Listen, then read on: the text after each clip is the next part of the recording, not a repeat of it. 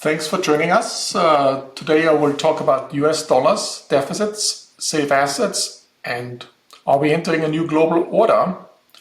And it will be a special guest today. It's just me.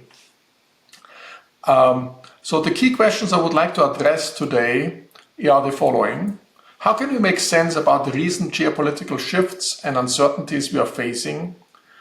And what are the possible future world orders we might be exposed to? And is in particular this transition phase to a new order, is it very dangerous? And how can we transition to a new order in a resilient way? The second question is, what roles will the US dollar, the US Treasury play as a safe asset in the global financial architecture? What role does it play now and which one will it play in the future? What happens if the safe asset status becomes shaky? And what are the implications for the exchange rate and the term spread, so the difference between the long-term US Treasury yield and the short-term US Treasury, that's the term spread. And finally, I will talk about the role of trade policy, how to think about geopolitical aspects about it, the choke points, and how the world will change if we move away from a global resilient world order where everybody focuses much more on national resilience on their own. So I will first focus on the world order, potential future world orders, then on the safe asset role of the US dollar and the US Treasury in particular, and then on the trade components. So when we look at the geopolitical shifts, we have several geopolitical shifts. One which is going on for quite some while is a shift in technology. We have much more technologies where they're increasing returns to scale. You have huge fixed cost, low marginal cost. And for these technologies, for these products, market size matters. So one way to respond to that is to move to a global market. So globalization was the answer.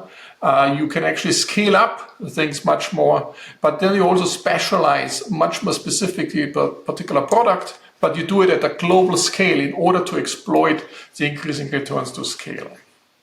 And then we have recently a shift in the world order.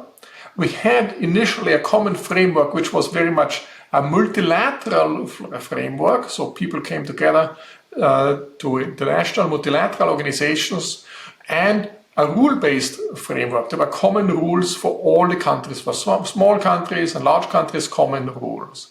And the foundations of this multilateral common order was some mutual interdependencies. We were all dependent on each other, and because we were so dependent on each other, we had an incentive to really work within this common framework. So we had essentially numerous choke points against each other, and some of them were, in trade, just-in-time deliveries or just-in-time global value change. That made us all vulnerable to some dangers in some other country, and this way we could support a common framework because we all depended on each other a lot. Now we go away from a common framework much more to a bargaining framework, where rather than multilaterally coming together to a common, many countries coming together to come up with common ground rules, there will be bilateral bargaining between two countries. It's less rule-based, but much more transactional. And in such a world, you want to focus on the resilience of your own country. So rather than having just-in-time arrangements, you would like to have a just in case something goes wrong. So you have less of a global resilience. You have no incentive to invest in global resilience. You're interested in more national resilience. The stability of your own country matters much more rather than the global system. And because of that, we will have a geopolitical or power shift from small countries which are protected from a rule-based system to large countries or large trading blocs. So if you have a bilateral bargaining system, it is much more that you have these large countries and trading blocs having much more influence. And within a trading bloc, it will also be the case that larger countries have a bigger say because they have more weight in bargaining with other large countries. That also means that large emerging countries will be at the center stage as well and will have a larger impact as well. So that's the first political shift I would like to talk. So what does this mean for a potential new world order? So we don't know where it will go, but there's three potential avenues we can go. We can stick with a unipolar world where things are multilateral, US dominated as a hegemon, Pax America continues. And US dollar and US Treasury as the key assets. The US dollar as the key currency and US Treasury as the key safe asset or a reserve asset. We can move to a bipolar world, a fragmented bipolar world, but there are two options in the bipolar world. So the US isolates China, so everybody is with the United States except China, and China is isolated. Or the US isolates itself. So the US is isolated, and around it, people are more aligned with China. And you see that China is already approaching now, especially countries in Asia, to be more aligned with China. So there's essentially, if we go to a bipolar world, it's not clear how this will play out. It depends very much how the policy will play out. And then there's also the question, where will Europe be or go? Will it try to balance between China and the United States, or will it be totally aligned with the United States or not? What is the arrangement for Europe? If you think from a technology perspective, we see already a bipolar world emerging. And finally, there's a multipolar outcome. And then the question is, how many poles will emerge? Will it be a 3-polar, 5-polar, 10-polar world? And for this, there's also some thinking behind it. So in particular, there's an argument, there's a hypothesis, if we move from a unipolar world to a multipolar world, typically it will be 5 poles. Okay? And the 5 poles are more stable and peaceful despite of some potentially shifting alliances and rivalries. And the question is, why 5? What's so magic about the number 5? First of all, why is it not an even number? And the problem with an even number is if, 2 by 2, and if one switches from one to the other one, then there's total imbalance immediately. So each power is very pivotal. So that makes it not good to have an even number, an even split between two, equally sized poles. The other question is, why not then 3? But 3 essentially doesn't work well because then you have a 2 and 1 arrangement, and that's not sufficiently balanced because the 2 will dominate the 1. This does not work either. So then there's another odd number is 5. That's a magic number. And why not 7 or 9 or 11? So if you have a larger number than these, then typically you have a free rider problem. So if you have a large number of poles, each pole will actually free ride on the others. So you have a free rider problem. This actually becomes more too severe, the free rider problem. And so that's essentially the hypothesis. It will go back to a 5-pole world. And, Herfried Münkler in particular explains historic examples where this happens. So for example, after 30 years war, after 1648, there is essentially the end of this Vienna, Madrid Habsburg Empire, where, Austria, Hungary on the one side, but also Spain and Benelux countries, today's Benelux countries, were part of the Habsburg Empire. And that emerged into some 5-polar world. From a European perspective, there was Austria-Hungary, Spain as 2 different poles, France, England and Sweden, and later on Spain was replaced by Russia and Sweden was replaced by Prussia. But it always remained a 5-polar world. These 5 poles controlled essentially the old world at that time.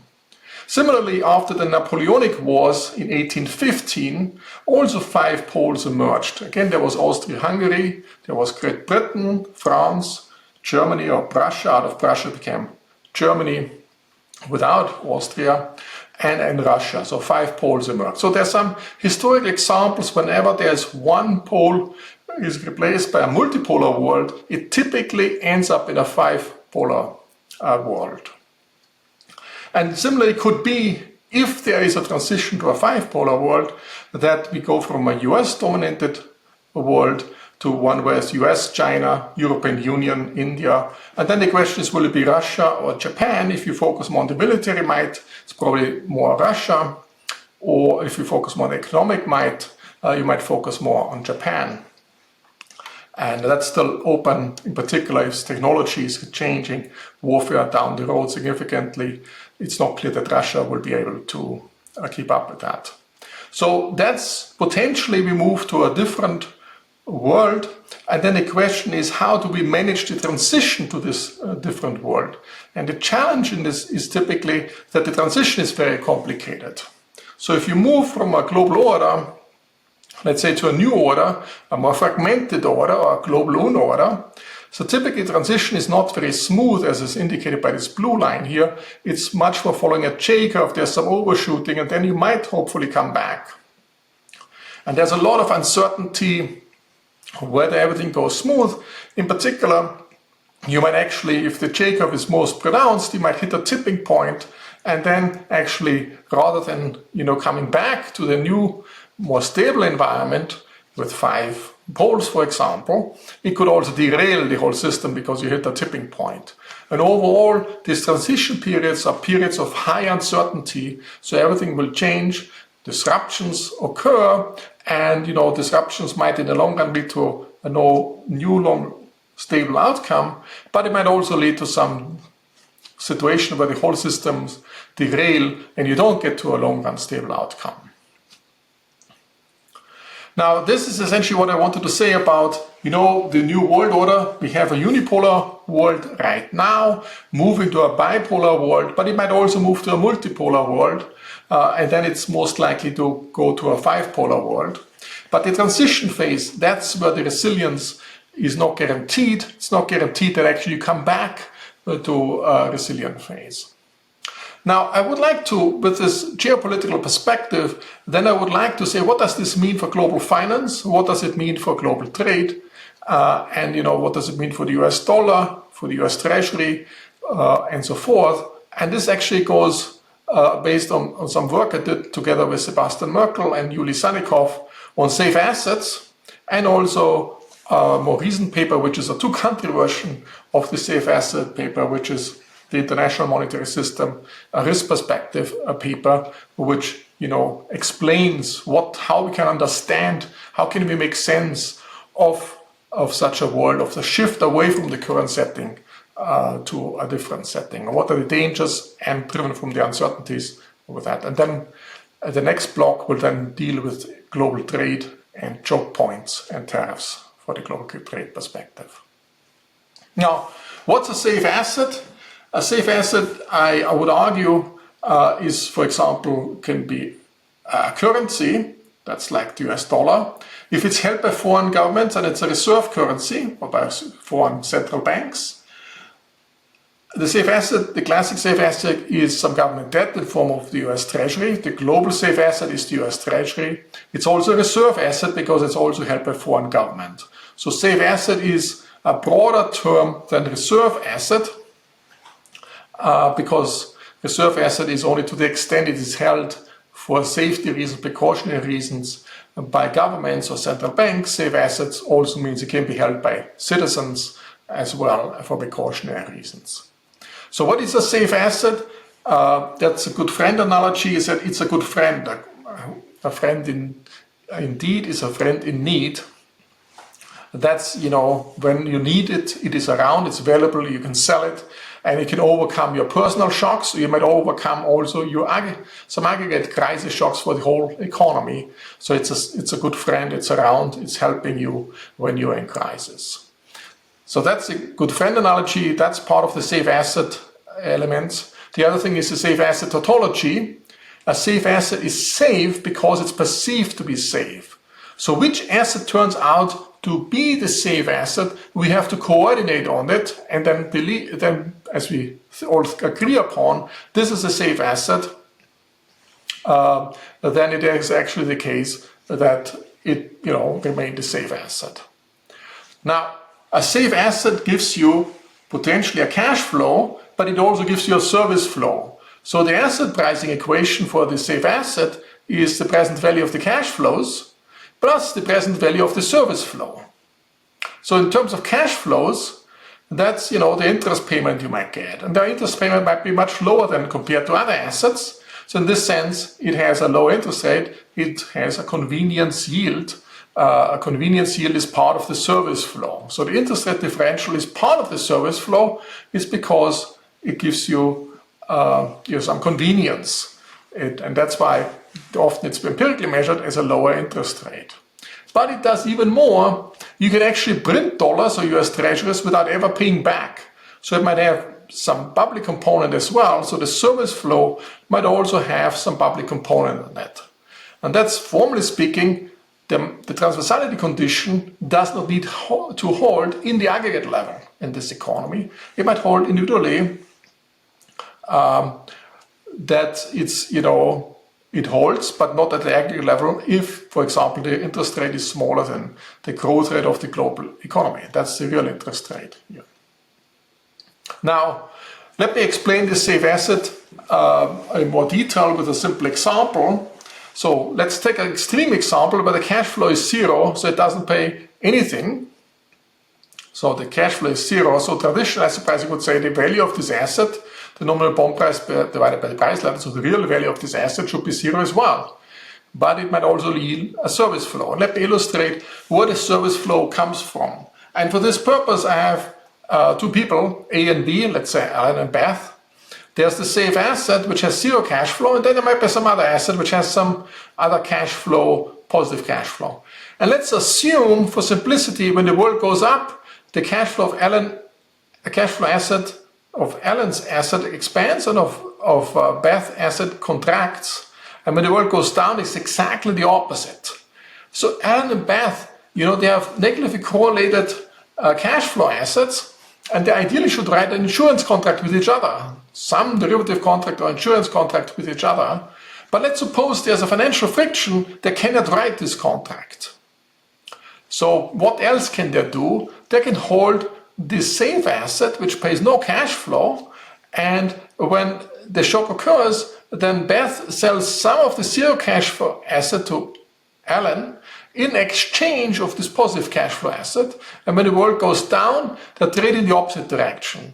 So by holding the zero cash flow asset, they can actually expose through retrading, they can actually insure themselves. So they know they will retrade in the future in one direction if the world goes up, in the other direction if the world goes down, and this way they can actually insure each other. And you can see that's actually this insurance role through retrading creates some value, and that's why you value this asset. So if the zero cash flow asset has a positive price, you can do this retrading, and this way you can generate some value out of that. Now, of course, this cash flow, this service flow has a positive value because it allows more insurance to do retrading, and this way you value it, and because you value it, it is worthwhile. Of course, there could be another equilibrium where the value is zero, and then you couldn't do the retrading either. So it is like it has a bubbly feature. There's one equilibrium, the safe asset has some value, then you can use it for retrading to insure each other to overcome the financial frictions. And there's another equilibrium where it has zero value, and then you couldn't trade about it. But essentially, the important message is that it doesn't have to pay any cash flows, this asset. It pays service flows. Service flows, you can use this asset through retrading to insure each other. Alan and Beth can insure each other.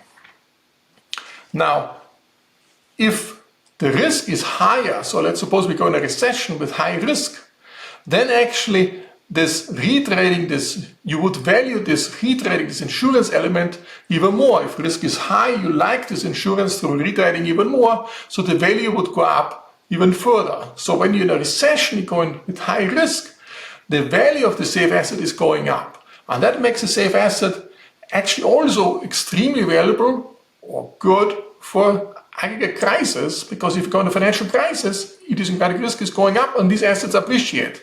Think about gold, think about US Treasuries. Typically, I would say, they appreciate in bad times. They have, in other words, a negative CAPM beta. And that's essentially what makes them extremely valuable. So they have to pay even less cash flow because they have this negative CAPM beta on it. So the required return and cash flow return is even lower. So expressed differently, the person or the entity, in this case the US Treasury, issuing safe asset has some exorbitant privileges. And they come in three flavors. So typically John Connolly, Nixon's Treasury Secretary, said the dollar is our currency, but your problem. But it has, for the United States, it has three privileges. and there are permanent privileges, which occurs all the time, and there are particularly high privileges when you go into some crisis time, some global crisis. So what are the permanent structural privileges and advantages for the United States? Being able to issue this safe asset, a global safe asset, the US Treasury. Of course, you always have to pay less on an interest on it, so cash flow payment it can be lower, and people are still willing to hold it. That's an interest rate differential. That's the convenience yield I was talking about before. The second permanent benefit is that you can print these bubbly US Treasuries. You never have to pay them back if the real interest rate is lower than the global growth rate, the global GDP growth rate. And that's typically the case if you compare the real growth rate in the world, G, is typically higher than the real interest rate of US Treasuries. And so this safe asset status is very, very beneficial if you are able to issue these papers, and others like to hold it because they can do their own personal retrading to insure themselves, and you essentially can cash in from this benefit this safe asset creates, the US Treasury creates for others through retrading. So that's a permanent benefit, exorbitant privilege the US enjoys. Now, if we go in a crisis, and if you stay the beacon of stability, if this safe asset status is essentially guaranteed, there will be flight to safety in your country, especially in times of crisis. When there's a crisis, as I said, people value the risky asset more highly, and they want to hold even more of this risky asset because there's so much idiosyncratic risk floating around. So the safe asset appreciates in bad times. It has a negative cap and beta. That says the US government can issue debt at even higher price. It's even cheaper for the US government to issue debt. And essentially, whenever there's a crisis, it can easily expand its debt level and start some fiscal stimulus. This way, the US can actually overcome a financial crisis more easily because instead of going to fiscal austerity measures, it can actually do some fiscal stimulus and smooth the crisis and make sure it grows out of the crisis more quickly. So that's a third exorbitant privilege. So essentially there are at least three privileges. One is a steady low interest rate, the convenience yield. One is that you can issue these US Treasuries and you essentially don't have to pay them back. You can roll them over all the time. And the third is the benefit is particularly high when you're in a crisis. That's the co-movement or covariance benefit is also very attractive for the entity, like the US government, which is able to issue the safe asset. Now, from such a perspective, you might argue, do we measure the trade deficit or the current account deficit correctly? Because what we don't do when we do the current account or the trade deficit, we know how much do we export, what's import, what are the trade flows, what are the service flows, and so forth. Do we measure this correctly? And if you look at the statistic, there's some missing parts to it. So if you were to do it correctly, you should include the service flow also in the current account deficit. And we don't do it. So we don't include all service flows. We include the convenience yield. The convenience yield is captured in the trade deficit or in the current account deficit, but the safe asset status from this dynamic retrading, the service flow you provide, this type of service is not captured in the safe asset status in the current account deficit. And this third benefit, the third privilege, the flight to safety, is also not captured in the current account deficit.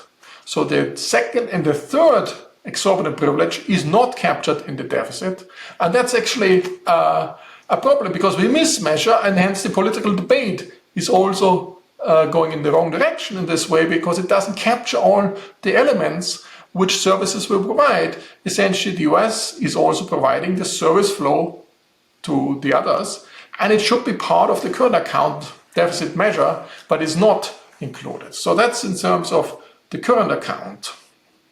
You could also say we mismeasure the net foreign asset position. How much net foreign asset position does the US have? So the US has a lot of assets towards foreigners, because it invests in foreign direct investments, invests in portfolios. So it has a lot of these assets which have very high cash flows. But the US has a lot of liabilities because the US government is issuing a lot of US Treasuries, which is a safe asset. But, you know, the way the net foreign asset position is calculated, it takes essentially on the asset side, it takes the market value of the assets, and the liability side, it takes the market value of these liabilities. But the liabilities have not only the present value of the cash flows, but also the present value of the service flows. But the present value of the service flows, we don't have to pay as US citizens. We only have to pay the cash flows. So if you really want to get the true net foreign asset position, you should actually take the assets with the high cash flow valuations and only take the first component and not the second component, because we don't have to pay as US citizens the service flow. That comes exactly when the others use it, as long as we preserve the safe asset status. And that also explains, if you look at the income statement, what the US pays on interest payments and what it receives from dividends from abroad is roughly balanced.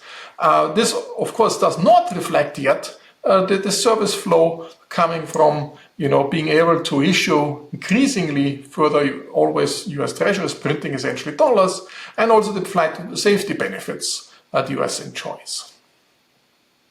So in this sense, the exorbitant privilege is much bigger. It has these three components, and only the first component is contained in the statistics. The second and the third is not part of the statistics. Now, if you look at the trade deficit, essentially there are two tails of the trade deficits going back. So one is that, and that's very much in the media, there's one tail saying, oh, the US is US consumption driven. The US citizens buy some Chinese products to consume. There's more future debt. And then actually we have to pay it back in the future. It's not clear that we have to pay it back because it might be able to run this bubbly safe asset scheme. So that's, you can actually run a trade deficit forever, measured the traditional way. The second thing is, actually a trade deficit might not be driven by US consumption, but by US investment opportunities. So for example, the US offers some great investment opportunities, let's say to Chinese citizens. The Chinese invest in the US because of high expected returns. Now, the Chinese pay with goods in order to get these investment opportunities. That creates a trade deficit now. But in the future, when the US has to repay the high returns to China, there will be a low trade deficit in the future, or there has to be a trade surplus.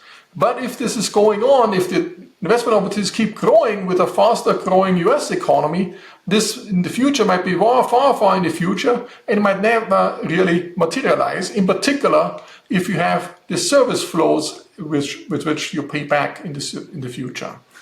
And you have to keep in mind also that as foreigners invest in the United States, they create jobs for the US citizens. There will be some benefits to workers and others from these investments. So it's not really clear that a trade deficit on its own is such a negative thing if it comes with investments in the United States. Now the next question I would like to address, so is then the dollar over-evaluated? Is it, too strong? Should we strategically weaken the dollar? And the question is, what does it mean? What's the correct value of the dollar of an exchange rate? Do we need some purchasing power parity, PPP, adjusted for the Balassa-Samuelson effect in order to have the correct benchmark or not? And under what circumstances can it be that the dollar is too strong and we should, push the dollar down? In most circumstances, you don't want to push it down. You really want to enjoy the exorbitant privilege, and you would like to have a strong dollar, but you can think of one I would like to outline where it might be the case that having the reserve currency or the safe asset status might actually not be beneficial in one particular dimension. And that's the case when you have an industry, a tradable sector industry, which has very much increasing returns to scale and learning by doing externalities. Means in order to improve your products, to make your production process more efficient, you really have to do it and learn by doing this. And if you don't do it, you don't learn that. And if this is particular for the tradable sector production, then you can have circumstances where I might say a very strong dollar might also have some disadvantages, not only the advantages I mentioned before. The mechanism is the following. If you have some global safe asset demand, like a reserve asset demand, that benefits the US in the short run. US citizens demand more goods, they are wealthier.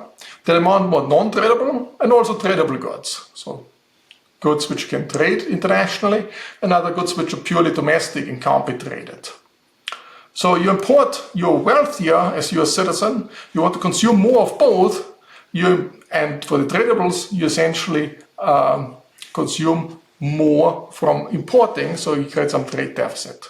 But this also means the wages, so the non-tradable goods becomes more scarce, so they will rise in value, the wages will also rise, and there's something like a Dutch disease analogy kicking in.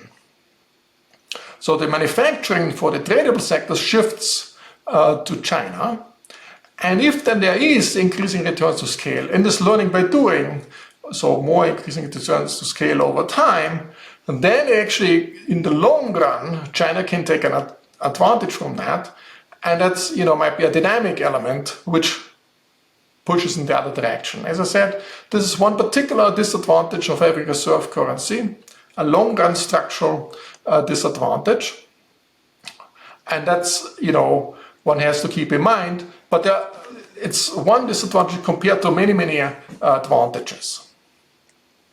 Now you might also say, how can we lean against that? We can also impose tariffs. And how does this affect the safe asset demand? And let's first consider tariffs when there's no retaliation. Of course, imposing tariffs typically improves the terms of trade. So assuming that there are some goods with home buyers, where you really want to consume more your home goods, which are produced at home, you have some bias and taste bias for that. So if your terms of trade improve, the foreigner's wealth declines, so does also the demand for safe assets, the dollar safe assets is reduced, and that reduces US trade deficits, measured the wrong way. As I mentioned before, if you include the service flow, that's not the case. So it reduces US trade deficit, but it also erodes this exorbitant privilege. The first one, convenience yield. The second one is safe asset status from printing further and further US treasuries.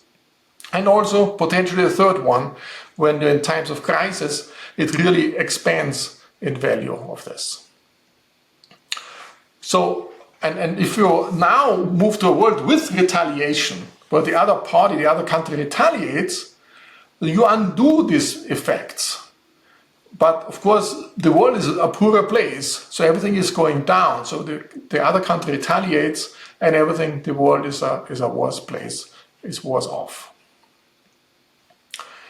So the world we lived in was the US Treasury was the global safe asset, or is still the global safe asset, but it becomes more shaky.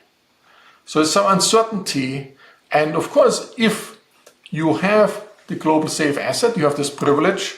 Whenever you go in a crisis, the value appreciates. That means the cap M beta is negative. The required return is very low. You don't have to pay much interest, so it seems like a very good situation to be in. Now, if the safe asset status becomes shaky, if there's uncertainty about it, and there could be that the safe asset status jumps from the US Treasury to another asset, like a European safe bond, the SBs, or the German Bund, or potentially to some crypto assets, or gold, or whatever. That's studied by this paper with Sebastian Merck and Yuli Sanikov called The Fiscal Theory of the Price Level with a Bubble, where it's studied when the jump and how these jumps occur to different assets. So in such a world where either the safe asset status jumps to another asset, or it totally implodes, there's no global safe asset. So these are the two potential outcomes. So what does this mean for the US dollar, and what does it mean for the term spread? Again, the interest rate differential between the 10-year and let's say the 3-month US Treasury. Looking at this interest differential. First, Of course, it weakens the US dollar. If you lose the safe asset status as the United States, it will weaken the US dollar significantly. And it will also lead to an increase in the term spread, so the long-term interest rate will be higher, increases relative to the short-term interest rate. Why is that? Because the Fed is likely to hike interest rates to contain the inflation coming from this weakening of the whole situation to support the dollar when the safe asset status is shaky. And there might also be higher probability of a future loss of the safe assets that might not occur right away, and that also translates immediately into higher term spread. So what I want to say, if you look at the US Treasury, there's of course a term premium on it. So the long-term interest rate is higher than the long-term yield is higher than the short-term yield, so the 10-year relative to 3 months and it could be because of a loss of safe asset status. That's priced as a risk, and you have to pay for this risk in form of a high risk premium. What I mean, you, the US taxpayer or the US government, has to pay for that. And this loss of safe asset risk premium is different from a default risk premium. So if the US government will not to pay back because it defaults on its obligation, there's a risk premium on this too. This loss of safe asset risk premium comes on top of the default risk premium. So even if there's no danger at all that the US Treasury will default, it will always pay back its obligation. You still have this additional term risk premium coming from potential loss of safe asset because the safe asset status is shaky.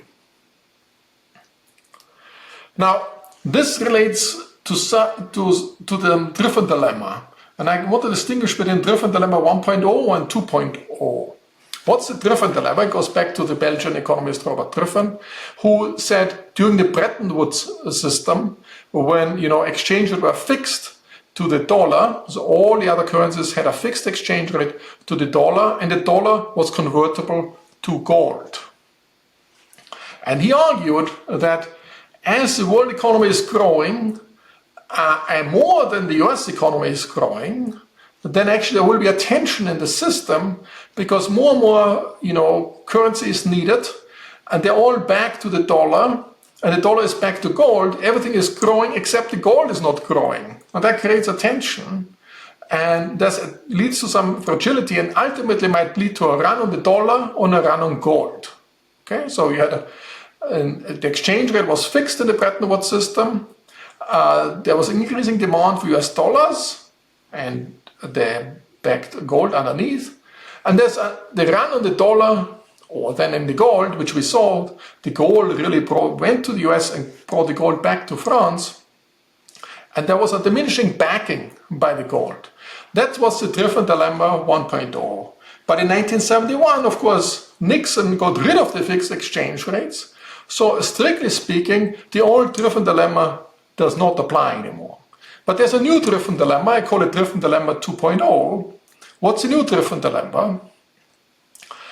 Since 1971, when the exchange rates are fixed, it's not the increasing demand for US dollars, it's the increasing demand for US treasuries as safe assets. And rather than having a run on the dollar and the underlying gold, you can have a collapse of the US safe asset status. So the US Treasury might lose its safe asset status. As I said earlier, remember this Allen and Beth?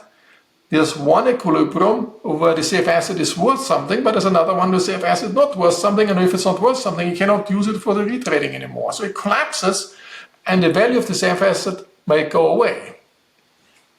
Now, of course, if the value of the safe asset collapses, you can always say, as government, I provide some fiscal backing. If I have fiscal capacity, I can always raise taxes, cut government expenditures to prop up the value to this high value again, and then it will not collapse. But for this, you have to be able, you have to have the fiscal capacity to really raise the taxes without political uprising or cut expenditures, such that you can really protect the high value of the government bonds.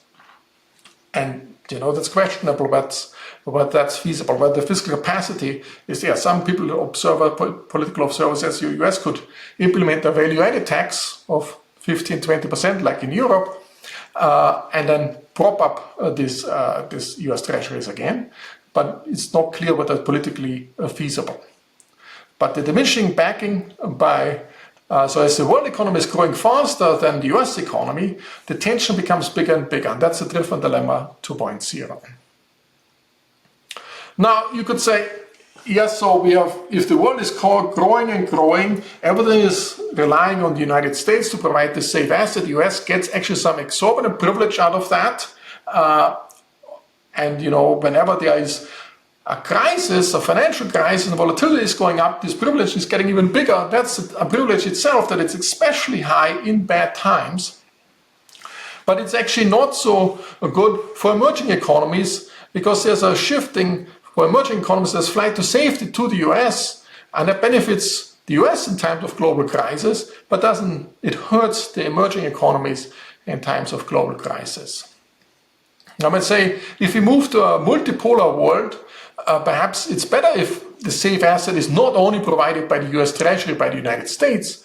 We have some other continents, other poles to provide some safe assets as well. And for the European Union, you can think of the SBIS, or what the European Commission calls the SBBS, the sovereign bond-backed securities, where you don't have one European bond in Europe. You have a German bond, you have a French bond, an Italian bond, and all this, and they're all different bonds. You could say, I pool part of a big chunk of these bonds and tranche them in a senior bond and in a junior bond. So that means that the junior bond is protecting the senior bond. If there were a default in one of these bonds, then the junior bond would be hit first, and only after the junior bond is wiped out, the senior bond is touched. So in this sense, the senior bond is safe. It is safe that it's risk-free, but we still have to coordinate that this senior bond will be one of the global safe assets. So this required some regulatory requirements, and that it can also be, for regulatory purposes, be treated as a safe asset. The emerging economies, they can do the same thing. Let's call them GLOSBs, global safe bonds for the globe. And what happens now, if you have a financial crisis, risk is going up and everybody wants to a flight to safety. You call this flight to safety, typically goes across borders. So typically it moves, from Latin America and all the emerging economies to the United States. And then actually it would move from the junior bond to the senior bond. So rather than having flight to safety across countries, across borders, you have it across asset classes. But the senior bond is an emerging market bond, and the junior bond is an emerging market bond. So you have flight to safety across asset classes instead of across countries, across borders. So China, of course, can also open up its bond market, but then for this it has to remove its capital controls. Right now, it can't offer a safe asset for the rest of the world. And of course, you also would like to that you follow the rule of the law rather than being ruled by law in a sense. Now, so that's all what I wanted to say, but let me summarize. I think what we're seeing radical shifts in terms of the world order. Potentially, we might also stay in a unipolar world with the US, or we might move to a bipolar world. It's hard to predict. But it has huge implications about the safe assets, and the safe asset in form of the US Treasury right now provides these exorbitant privileges in 3 forms.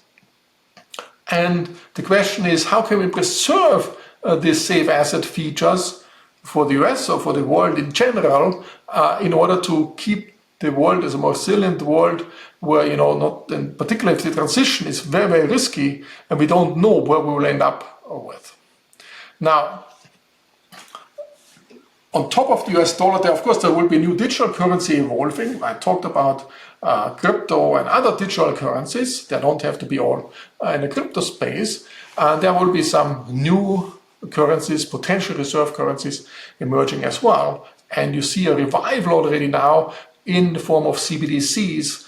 Many countries which didn't, thought initially to do some central bank digital currencies step back and slow down, but now with the geopolitical changes, many countries are now reviving the ideas to come back to CBDCs, central bank digital currencies. Now let me move beyond, this geopolitical changes and beyond global finance to talk a little bit about global trade, and actually this will interact with the global finance and also the potentially unipolar, bipolar, or multipolar world order.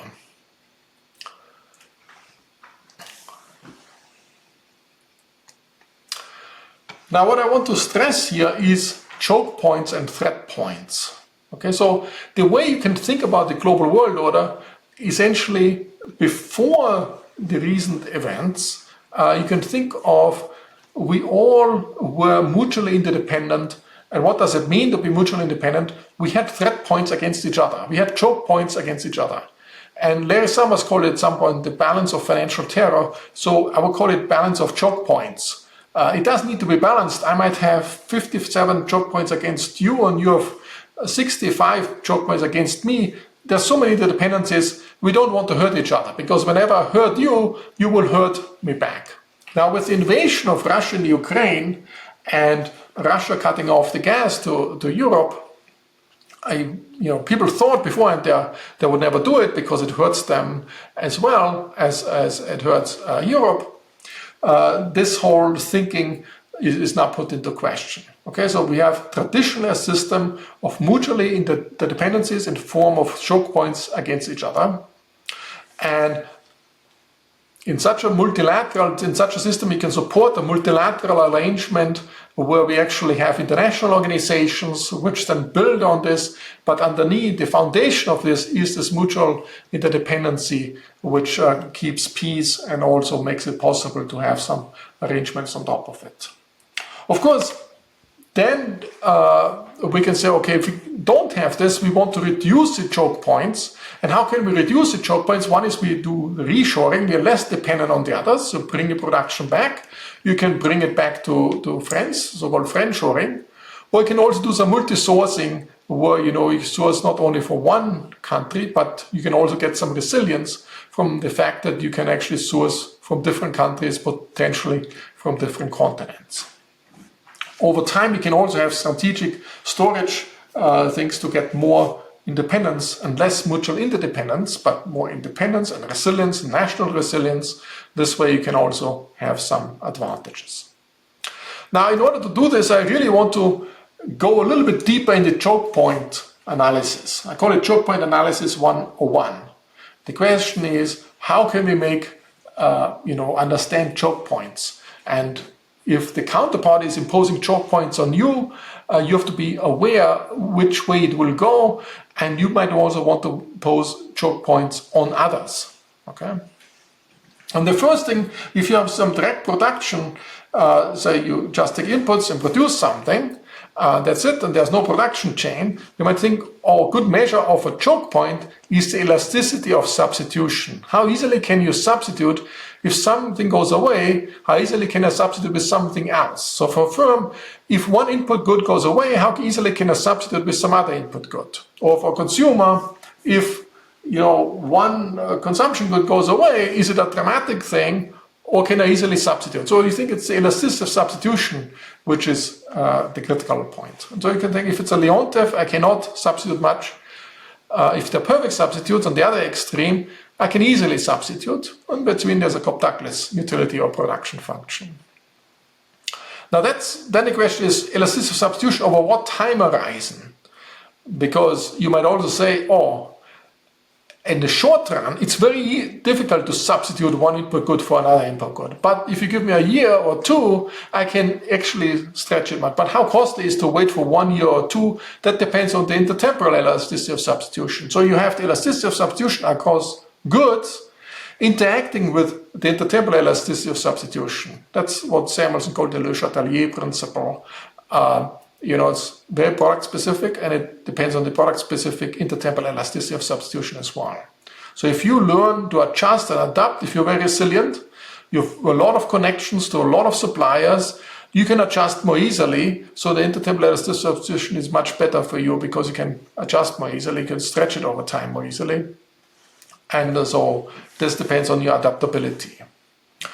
But that's in a world where there's no production chains. It's like a simple production, inputs and then outputs, or you just consume various goods. But typically we have some production chains, so you have a whole chain of production going on, from input in the upstream firm to a downstream firm, to further downstream firm, and so forth. And here I have a very simple production chain. So there's one consumer here down here, and he consumes potentially some EV car or some diesel engine car, and then there's some inputs going into that, and there might be a long production chain going on. And then the question is, what elasticity of substitutions matter? Is it the consumption elasticity of substitutions which matter here, or is it this production elasticity of substitution mattering? And if it's a longer consumption chain, there might be others. Are these elasticity of substitution mattering? And if you look at it more carefully, if the elasticity of substitution between an electric car and a diesel car is infinity, so you can easily switch from one to that, you don't have any preference, or the elasticity of substitution is infinity, then it doesn't really matter what elasticity substitution in the production chain happens, because we just switch from here to here, and the elasticity of substitution within the production component is not really relevant. So what matters is very much the elasticity of substitution. The further downstream you go, the more relevant the elasticity of substitution becomes. So in the extreme case, if the elasticity of substitution between 1 and 2, so this EV car and the diesel engine car, is infinity, these elasticities don't matter at all. If it's not perfect, then of course they start to mattering to some extent. Okay? But there are exceptions. So let's suppose the elasticity substitution between this product and this product is 0, like a Leontief utility function. Think of antibiotics or some certain medicine. You cannot substitute, one type of medicine for another type of medicine. It's very specific. But then suddenly these elasticity of substitutions matter as well. Okay, so then you have choke points. If you control some of these, you have a choke point over the other country.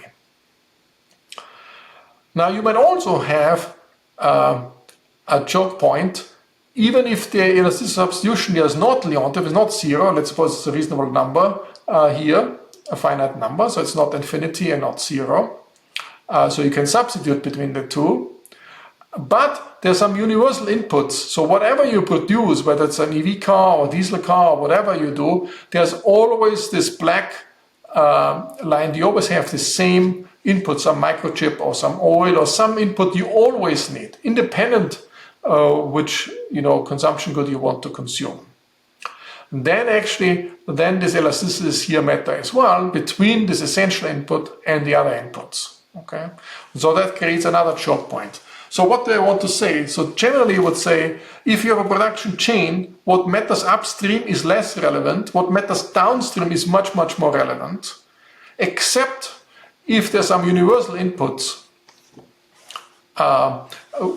which are needed no matter how you switch it downstream, then the upstream elasticity of substitutions matter as well. And that's essentially how you measure what is a choke point. So ideally, when you go through different products and make lists where are the choke points, you have to look at these elasticity of substitutions.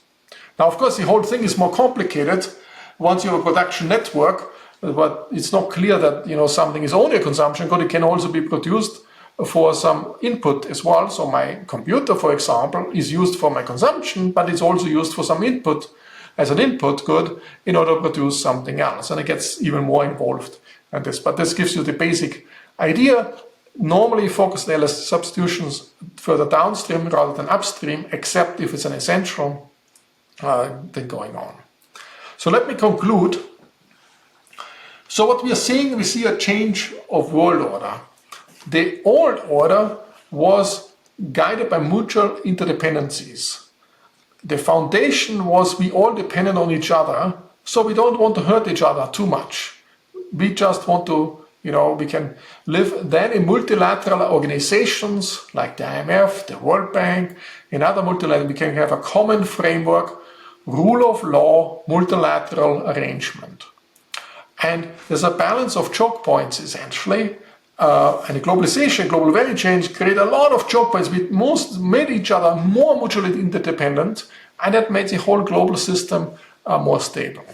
Now we move to a system of more national resilience, where each nation is resilient on its own, and then you don't need multilateral, you go more bilateral. That benefits the large countries, and small countries suffer because small countries benefit from a common rule org. And rather than having rule-based arrangements, it's much more transactional. And it might end up in a multipolar world. And I argued, it could be bipolar, it could be five-polar, which there are some theories behind it. The challenge is, of course, if we move to such a world, the transition is typically thorny, and there might be J-curve effects, and they might hit the tipping point and might derail the whole thing. So it's highly uncertain, highly risky what comes out, and of course this will cause some risk premium. If you have a global safe asset, people will flock into the safe asset, but if the safe asset status becomes shaky, then you don't have a safe asset either. So far the US was providing with US Treasury and with US dollar, it provided a safe asset, a global safe asset. And this US Treasury helped its owners across the world to improve their own resilience. Whenever they face some idiosyncratic shocks, they could sell it at a high price and that would benefit them. There's, of course, in times of global crisis, there will be flight to safety into the United States, in the US Treasury. That gives an even bigger privilege to the United States. The third exorbitant privilege, as I mentioned, in times of flight to safety, the US can go easily, very cheaply into debt and stimulate their way out of it, and emerging economies can't do that. But if the safe asset status becomes shaky, then people will look for alternatives for the US Treasury. Either the German Bund or Japanese yen. Somewhere there's a problem there too. German Bund might not be big enough. There might be the European safe bonds, the SPs, or there might be emerging economies who might set up some closed Bs, or we might move into some crypto space as well. But rather than the currencies, what matters here is actually assets. It's not about trading, it's about having assets. The store of value aspect to it. Now that's for the global finance perspective. And then at the end I wanted to talk a brief words about the global trade. I think for global trade, what matters a lot is the choke points. We have to understand where choke points are coming from and where the counterparty is setting on these choke points. And it's a strategic interaction, so it's not just some random shock you face, some risk you face. It is the strategic choice of your counterparty, and that makes the whole system much more systemic.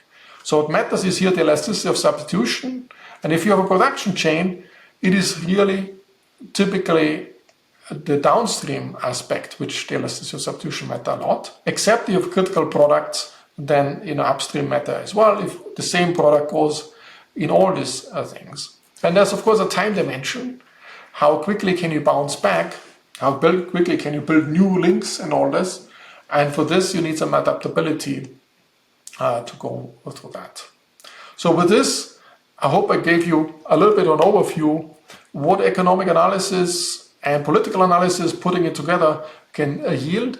And of course that builds on research I've done and many others have done and built on many others' research to structure the thoughts, how to make sense of the recent developments, and how to help us to predict a little bit what is coming up, depending on what the political moves are, but what are the implications on the financial side, on the global financial side, the global financial architecture, and also how one should think about global trade in a world where people withdraw from the multilateral global system to a more fragmented system and potentially a multipolar system.